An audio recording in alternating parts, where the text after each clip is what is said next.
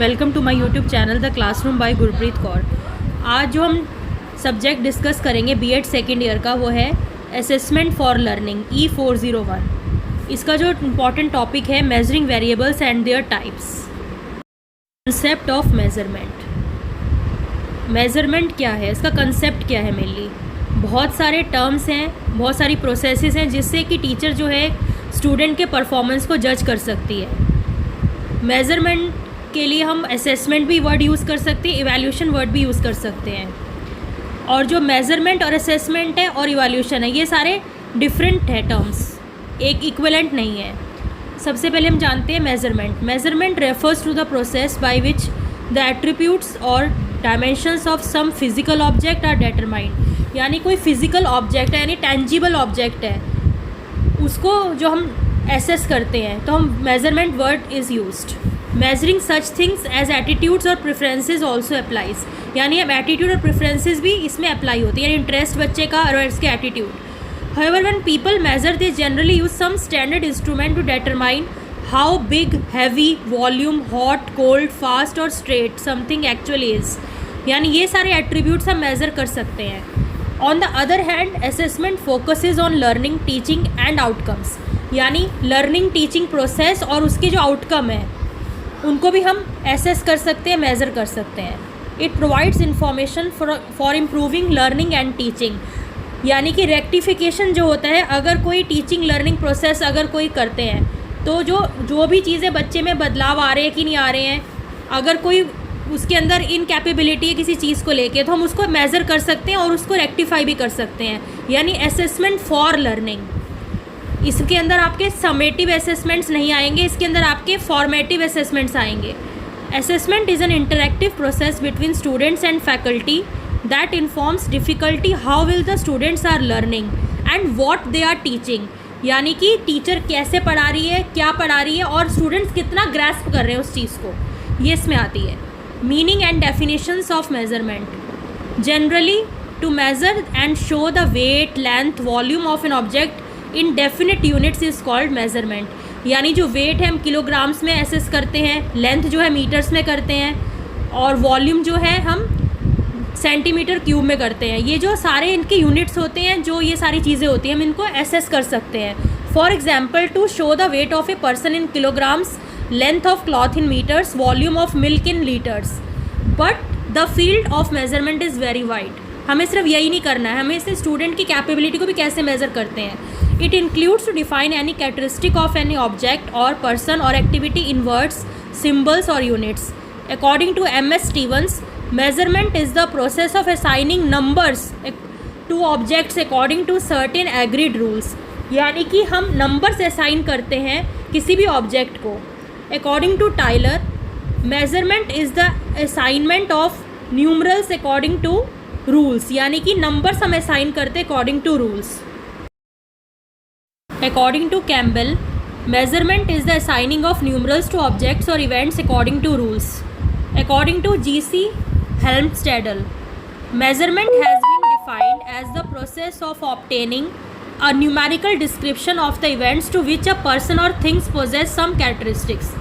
यानी सभी की definitions लगभग सेम ही है, यानी कि हम numbers assign कर रहे हैं to objects for assessment.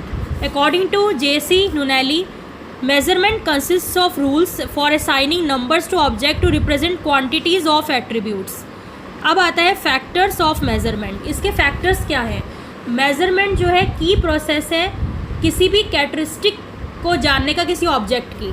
यानी measurement is the process by which a characteristic of an object, person or activity is perceived and understood on specific standards and described in standard words. यानी symbols दे देंगे, definite units में हम उसके कर देंगे। The object, person और activity any of which characteristic has to be measured. यानी कि जैसे हमें किसी की लेंथ नापनी है, किसी पर्सन की एज्यूम करो, तो हम सबसे पहले हमें क्या क्या टूल्स चाहिए। सबसे पहले तो हमें वो पर्सन चाहिए जिसकी हमें करनी है, और जिस यूनिट में हमें करना है, इंचज़ में करना है, सेंटीमीटर्स में करना है, हमें इंची टेप चाहिए। उसके बाद हम जो पर्सन करेगा, डिफरेंट पर्सन ही तो करेगा, उसकी मेज़र लेंथ, वो हमें पर्सन भी चाहिए। यानी कि द ऑब्जेक्ट, पर्सन और activity any of which characteristic have to be measured. The characteristic of that object, person or activity which has to be measured. The tools and devices of measuring such characteristic or the person who measures it. The characteristics of measurement. अब characteristics क्या होते हैं measurement के? यानी कि no absolute zero point होता है, यानी कि कोई भी चीज़ ज़ीरो नहीं होती, किसी में ज़ीरो इंटेलिजेंस नहीं होती है. It is related to some arbitrary standard. For example, a student has secured zero in a test of mathematics.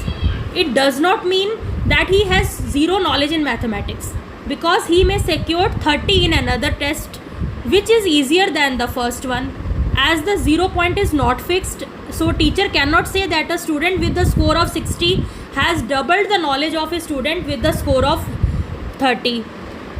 अब इसकी कोई no definite unit भी नहीं होता. In educational measurement the units are not definite, so it is difficult to obtain the same value for every person. यानी सभी की जो चीज़ें हैं वो टेस्ट में वेरी करेंगी, यानी कि डिफरेंट होंगी in their content difficulty level. Therefore one student may perform differently on different test and different students may perform differently on one test. यानी एक ही टेस्ट में हर एक बच्चे के स्कोर डिफरेंट आ सकते हैं at different points of time, और different students के तो स्कोर्स डिफरेंट होंगे ही.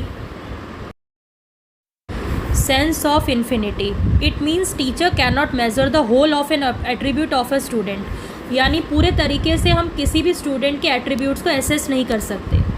Generally the scores obtained from a measurement or observed scores which contains measurement errors. यानी ऑब्जर्वेशन के थ्रू ही हम स्कोर्स को मेज़र करते हैं और उसमें थोड़ी बहुत त्रुटि आने के चांसेस हैं, यानी कि मेज़रमेंट एरर्स आ सकते हैं. Process of assigning symbols. अब जो हम किसी चीज़ को असाइन करते हैं सिम्बल्स के थ्रू किसी मीनिंगफुल और कंसिस्टेंट मैनर में, वही होती है measurement. In measurement generally one compares with certain standard units और criteria which have a universal acceptability. जैसे कि मैक्सिमम मार्क्स होते हैं और बच्चे के मिनिमम मार्क्स होते हैं, तो एक हम बेसिस रखते हैं जिसके आधार पे हम उसे एसेस करेंगे. No direct measurement. In case of educational measurement, a teacher cannot measure attribute directly. It is observed through behavior. यानी कि कोई डायरेक्ट मेजरमेंट हम नहीं कर सकते, हम धीरे धीरे ग्रेजुअली ऑब्जर्वेशन के बेसिस पे करेंगे. For example, a teacher's reading ability can only be measured when he और she is asked to read a written material. यानी अगर हमको किसी स्टूडेंट की रीडिंग एबिलिटी जाननी है तो जब हम उससे रीडिंग करवाएंगे तभी तो हम जान पाएंगे. Means to an end but not an end in itself.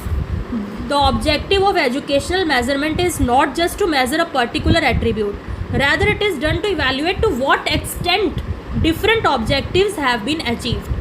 यानी कि एक पर्टिकुलर एट्रीब्यूट नहीं जानना, उसके अंदर जो पड़ाव आएंगे वो सारे भी हम जानेंगे. Measurement is not absolute. Educational measurement is not absolute, could be changed from time to another. यानी कि जो एजुकेशनल मेजरमेंट है वो चेंजेस आते रहेंगे according to students capability and ability to learn more things और देयर क्यूरियोसिटी लेवल्स. अब आते हैं एरर्स ऑफ मेजरमेंट. यानी एरर्स ऑफ मेजरमेंट क्या है. अब सिस्टमेटिक एरर्स भी होते हैं. सिस्टमेटिक एरर्स क्या होते हैं. Sometimes called bias is a measurement error with an observed pattern. A systematic error can be trickier to track down and is often unknown. In chemistry, a teacher tells the student to read the volume of a liquid in a graduated cylinder by looking at the meniscus. यानी teacher ने meniscus जो scale होता है उसमें देख के सब बच्चों को बोला कि वॉल्यूम मतलब वॉल्यूम कितना है सिलेंडर का वो जानो. अब स्टूडेंट जो एक एरर कर सकता है by in reading a volume by looking at the volume level near the edge of the glass. Does this student will always be off by a certain amount for every reading he makes. This is a systematic error. यानी कि systematic error बोलते हैं इसे. कुछ भी इसमें error आ सकता है रीडिंग नोट करने में. Random errors. अब रैंडम एरर क्या होते हैं. Random errors are one that are easier to deal with because they cause the measurements to fluctuate around the true value. यानी कि जैसे 0.5 का डिफरेंस आ गया, 0.25 का डिफरेंस आ गया. Random error is essentially the part of the error that one can not explain, which often means people must rely on the statistical assumptions to interpret how this remaining component might affect the results. अब आते हैं इंटरप्रेटेटिव errors. अब इंटरप्रेटेटिव errors भी वही होंगे जब interpretation में हम गलती कर देंगे. यानी interpretative errors occur due to the wrong erroneous interpretation of the test और एक्सपेरिमेंट. जैसे कोई साइकोलॉजिकल टेस्ट ही कंडक्ट करते हैं, अगर उसमें हर एक जो ऑब्जर्वर होगा, असेसर होगा, वो अपने हिसाब से उसमें असेसमेंट करेगा। अब उसका जो इंटरप्रिटेशन होगा उनमें डिफरेंट रिजल्ट्स वेरी हो सकते हैं। Sometimes these errors occurred because of set of wrong assumptions on the part of the researcher, यानी रॉन्ग एजम्पशंस उसने कर दिए। And sometimes these errors occurred due to some inherent problems related to the numerical measurement, यानी कोई numerical measurement में problem हो गई, of the psychological properties. There are two shortcomings in the measurement of behavioural quality, यानी behaviour को assess करने के लिए कुछ शॉर्टकमिंग्स आ सकती हैं। There is no absolute zero point. It is not certain that whether all the points on the scale are equidistant. यानी कोई भी एब्सोल्यूट ज़ीरो पॉइंट नहीं होता, और ये बात श्योर नहीं है कि जितने भी स्केल के अंदर पॉइंट्स हैं वो इक्विडिस्टेंट हो, एक दूसरे से आपस में दूर हों। वेरिएबल एरर्स अब क्या होते हैं, ये हमने पहले पढ़े, इंटरप्रेटेटिव एरर्स। अब आते हैं वेरिएबल एरर्स। अब वेरिएबल एरर्स क्या होते हैं? These errors are consequences of impurities arising due to different reasons and situational factors. जैसे कि हम फॉर एग्जाम्पल अगर लें, किसी हम पर्सन का IQ लेवल मेज़र कर रहे हैं, लेकिन डिफरेंट ओकेजन्स पे सेम पर्सन का डिफरेंट एजम्पशंस आ रहे हैं, डिफरेंट टेस्ट रिजल्ट्स आ रहे हैं। ये क्यों आ रहे हैं? क्योंकि यहाँ पे जो फिज़िकल मेजरमेंट हम कर रहे हैं, फिज़िकल जो एनवायरनमेंट है उसके अंदर कुछ डिस्टर्बेंसेस हो रहे हैं। फिर आता है personal errors. These errors are due to subjective element of a person. For example, if 4 persons sitting in a car and asked to read the speedometer, the difference in readings will be quite evident. यानी जो पीछे बैठा है वो दूर से देखेगा speedometer का, तो उसकी डिफरेंट आएगी रीडिंग। जो यहाँ बैठा है वो अलग देखेगा, जो ड्राइवर है उसकी अलग आएगी, जो इधर बैठा है वो उसकी अलग आएगी। यानी सबकी डिफरेंट रीडिंग्स आएंगी जो वो एजम्पशंस बता रहे हैं, जो रिजल्ट बताएंगे। Similarly 2 persons evaluating and interpreting the same response to do so quite differently because each has a unique perspective, यानी सबका यूनिक पर्सपेक्टिव है ना, परसेप्शन भी यहाँ पे आ गया। In the same way, 2 testers evaluating one subject express the results differently, यानी interpretation सबका डिफरेंट होगा। अगर सेम टेस्ट हो रहा है लेकिन 2 persons असेसर हैं, 2 person रिसर्चर्स हैं, तो उनके इंटरप्रिटेशंस डिफरेंट हो सकते हैं। If the same subject takes the same test wise on different occasions, it gives different results. Such errors are personal errors, यानी वो पर्सनल बेसिस पे हो रहे हैं। फिर आता है constant errors. These are based on the fact that most of the behavioral qualities are measured indirectly. It is not possible in psychological measurement. यानी कांस्टेंट एरर्स तो नहीं आएंगे साइकोलॉजिकल मेजरमेंट में, जैसे कि मेंटल एबिलिटी का टेस्ट अगर हम करते हैं to detect the person's brain and tell that this much is his mental ability or intelligence. Instead here the measurement is related to internal abilities and qualities. यानी हमारी इंटरनल एबिलिटीज़ एंड क्वालिटीज़ कैसी हैं, ये वाला constant errors वहाँ पे आ सकते हैं मेजरमेंट में। It is evident that the score of any student on a mental ability test depends on his और her ability to read as well, यानी उसकी रीडिंग एबिलिटीज़ भी हम कर सकते हैं scoring. The difference in these 2 qualities give rise to constant error. Such errors are called constant errors because the amount of such errors remain constant irrespective of the tester. Such errors are related to the test validity. अब आती है importance of measurement in teaching. अब इसकी importance क्या है आखिर measurement की teaching के अंदर? For admission, for many institutions give admission to student only after measuring their educational achievement. कई सिर्फ एडमिशन इस बेसिस पे देते हैं, या फिर उनका इंटरव्यू लेंगे या फिर रिटन टेस्ट लेंगे। For classification and comparison, students are classified for different courses और programs according to their achievement and ability. यानी कि जैसे साइंस स्ट्रीम लेता है कोई बच्चा, कोई लेता है कॉमर्स स्ट्रीम, कोई लेता है आर्ट्स स्ट्रीम। अब वो उसकी प्रेफरेंस भी है और उसका अचीवमेंट भी है, उसका कंपैरिजन हम करेंगे कि कौन सा बच्चा किसकी एबिलिटी कितनी है, उसको क्या चीज़ अचीव करी है उसने, और उसको इसके हिसाब से हम कोर्सेज प्रोवाइड करेंगे। Educators classify them brilliant, average और backward on the basis of educational measurement. For prediction, अब मेजरमेंट को हम प्रेडिक्शन के लिए भी यूज़ कर सकते हैं। जो टीचर्स होती हैं वो परफॉर्मेंस दे के स्टूडेंट्स की मेज़र कर सकती हैं कि बच्चा कितना स्कोर करेगा। अब for diagnosis, teacher conducts test to measure the weakness of students in specific areas. Teacher diagnose कर सकती हैं, प्रोग्नोस करेंगी, देन डायग्नोस करेंगी, यानी कर सकती हैं वो डायग्नोस के बाद प्रोग्नोस की बच्चे के अंदर क्या क्या कमियां हैं उसको हम कैसे करेंगे। यानी ये रेमेडियल टीचिंग का पार्ट है जो हम आगे पढ़ेंगे। This helps the teacher to identify specific weaknesses in children and plan for remedial teaching. Importance of measurement में next point है for research. No educational researches are possible without some sort of educational measurement. यानी कोई educational research अगर conduct करनी है तो educational measurement के बगैर वो possible ही नहीं है. For guidance, अब guidance and counseling भी एक subject होता है जो कि ऑप्शनल सब्जेक्ट है, जो कि बीएड सेकेंड ईयर का ही करिकुलम का पार्ट है. वही चीज़ हम यहाँ पे भी कर सकते हैं, यानी गाइडेंस के लिए यूज़ कर सकते हैं हम मेज़रमेंट को इन एजुकेशनल सेटिंग. कैसे? Measurement is helpful in giving guidance to students in any of the educational and business fields by studying the traits, abilities etcetera of a student. It is helpful in deciding which subject student should take. यानी guidance जो होती है वही बच्चे को helpful कर सकती है. हेल्पफुल मतलब गाइडेंस प्रोवाइड करेगी कि क्या उसमें एबिलिटीज़ हैं, क्या ट्रेड्स हैं, कि उसको कौन सा सब्जेक्ट ऑफ़र होना चाहिए या उसे कौन सा सब्जेक्ट वो कर सकता है अच्छे से परस्यू.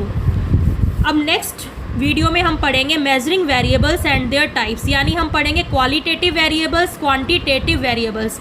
और क्वांटिटेटिव वेरिएबल्स का पार्ट होता है कंटिन्यूस वेरिएबल्स और डिस्क्रीट वेरिएबल्स. और कितने टाइप्स के स्केल्स होते हैं हम नेक्स्ट वीडियो में पढ़ेंगे. Thanks for watching my video. For more videos related to B.Ed curriculum content, stay tuned to my channel.